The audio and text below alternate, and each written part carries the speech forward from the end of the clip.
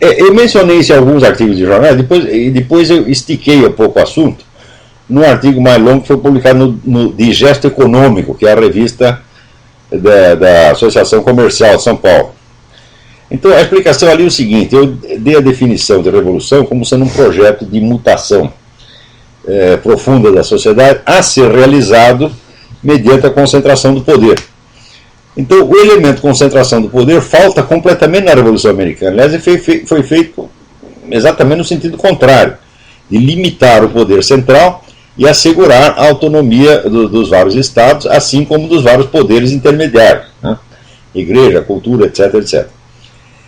Em segundo lugar, não houve ali nenhum projeto de mutação profunda da sociedade. Ao contrário, eu até citei lá um clássico do livro História Constitucional dos Estados Unidos, onde mostra que praticamente todas as leis que o novo governo americano implantou eram coisas que já estavam na legislação inglesa anterior, às vezes de séculos. O que eles fizeram foi consolidar aquilo e afirmar a sua soberania nacional. Foi só isso. Então, tecnicamente falando, não foi uma revolução. Então, é claro que a ela não se aplica a essas análises. O que não quer dizer que dentro dos Estados Unidos não tenham aparecido depois correntes revolucionárias muito profundas. Você pode, por exemplo, nós podemos classificar como, se não um revolucionário completo, ao menos um proto-revolucionário, o presidente Lincoln, que provocou uma centralização enorme do poder a pretexto da guerra. Note bem, quer dizer, você centralizar o poder para você enfrentar uma guerra é normal, mas ele tentou criar algumas instituições estáveis que marcaram de uma vez para sempre a história americana. Quer dizer, o começo do crescimento do poder central americano data ali da Guerra Civil. Tem muita gente que chamou o Lincoln de ditador por causa disso. Bom, pode ser até um exagero, mas o fato é que a centralização começa ali. Outro que deu passos importantes para isso foi o Woodrow Wilson. E, finalmente, o Franklin Delano Roosevelt, com o projeto New Deal. Né? Tudo isso é centralização. E é evidente que, nessas horas, o pessoal da esquerda, o pessoal comunista, aplaude esta coisa, porque todo o crescimento da burocracia abre um monte de oportunidade de emprego para comunista. No tempo do Roosevelt, os comunistas entraram até no serviço secreto, ocuparam, então chamava-se USS, Organization of the Secret Service, acho que é isso, que depois virou a CIA. A CIA, quando nasceu, já estava infestada de comunista graças àquela herança que vinha da USS. Então eles acham lindo isso. Por que você acha que comunista gosta tanto do John Maynard Keynes, o economista? Porque o John Maynard Keynes é a favor da intervenção maciça do governo na economia, e sempre que tem assim, essa intervenção, abrem-se novas agências estatais que imediatamente os comunistas preenchem. Então, para eles, essa é uma maravilha. Esse é o motivo pelo qual eu gosto tanto do Keynes. Né? Agora, o fato é que as reformas introduzidas pelo Franklin Roosevelt, vagamente inspirado no Keynes, estavam levando os Estados Unidos para o buraco. E daí veio a guerra. O japonês salvou os Estados Unidos. Mano. Porque na época de guerra, então precisa centralizar a economia mesmo. Então, implantou a economia de guerra e salvou a economia americana, que o Lord Keynes teria levado para o buraco. Tem pessoas que são contra o movimento revolucionário, tal como o veem no momento. Então, elas o combatem pelas suas aparências, pelo seu discurso ideológico no momento. Mas essas mesmas pessoas podem estar colaborando com o movimento revolucionário num outro plano e num outro sentido, sem sabê-lo. Desde que, para chegar aos seus objetivos, supostamente opostos, contrários aos do movimento revolucionário, ela se baseia na mesma estrutura de percepção e na mesma estrutura de pensamento. Estão compreendendo? Para vocês verem a profundidade dessa distinção, e para vocês verem que aqui, pela primeira vez, nós temos aqui, nessas minhas análises, a identidade e continuidade do movimento revolucionário perfeitamente definido, para além de todas as confusões entre diferenças ideológicas, que desse ponto de vista se tornam irrelevantes. Para vocês verem a aplicação correta disto, notem que muitos movimentos que não são tidos como revolucionários, são tidos até como antirrevolucionários ou contra-revolucionários, se incluem, evidentemente, na dialética revolucionária, porque contribui para esta grande mutação mental da espécie humana, que vai inocular nela a mente revolucionária. Tá certo?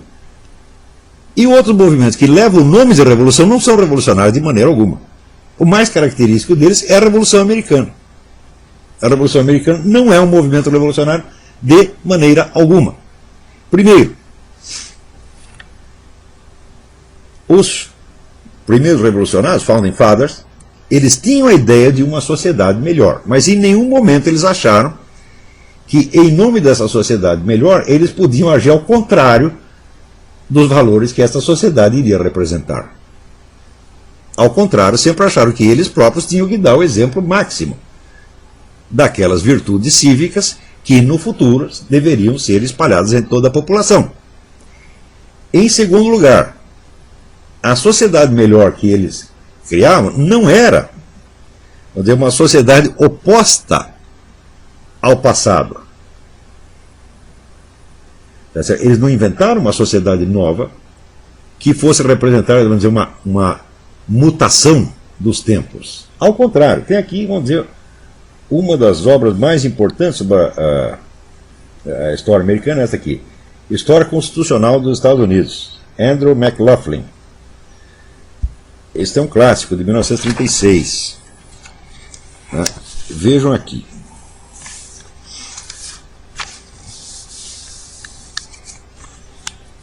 Logo no começo ele já diz o seguinte: encontrar um começo para a história constitucional americana é uma tarefa difícil ou impossível. Alguns importantes princípios de governo constitucional já existiam muito antes de que os Estados Unidos fossem fundados. Alguns desses princípios se afirma que já estavam presentes na Magna Carta. Isso significa apenas que, para saber conhecer completamente as forças e ideias que se incorporaram no nosso sistema constitucional, é necessário conhecer o curso principal da história constitucional inglesa. Portanto, a Constituição Americana, a inauguração da nova sociedade, já incorporava princípios que já estavam em vigor no constitucionalismo inglês desde muito antes. Porém,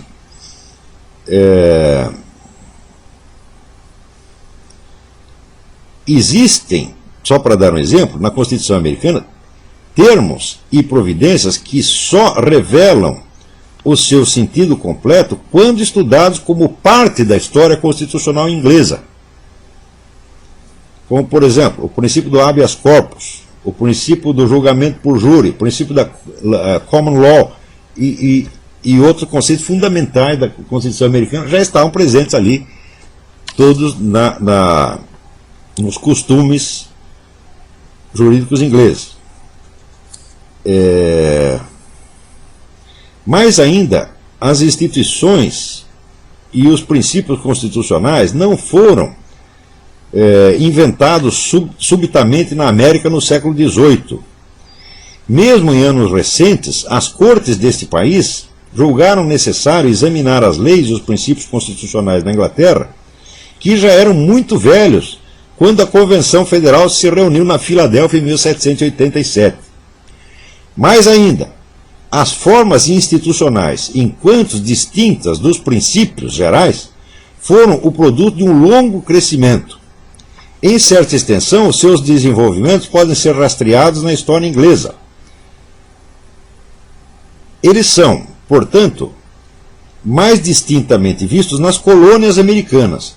Quando essas colônias se tornaram estados, as suas instituições foram modeladas em larga medida pelas instituições das colônias, tal como tinham se desenvolvido nas décadas precedentes. Ou seja, quando as colônias se transformaram em estados, as instituições não mudaram, foram as mesmas que já existiam na colônia. Os forjadores da Constituição Federal foram, por sua vez, guiados pelas constituições estaduais. Eles não entraram na sua grande tarefa ignorando o passado. Eles não buscaram inventar aquilo que fosse novo e não testado. Ou seja, os pais fundadores pegaram os princípios constitucionais ingleses e as formas institucionais já existentes nas colônias e botaram aquilo no papel. Eles não estavam inventando uma nova sociedade. Eles estavam apenas unificando e sistematizando princípios já existentes. Então, isso não é um movimento revolucionário de maneira alguma.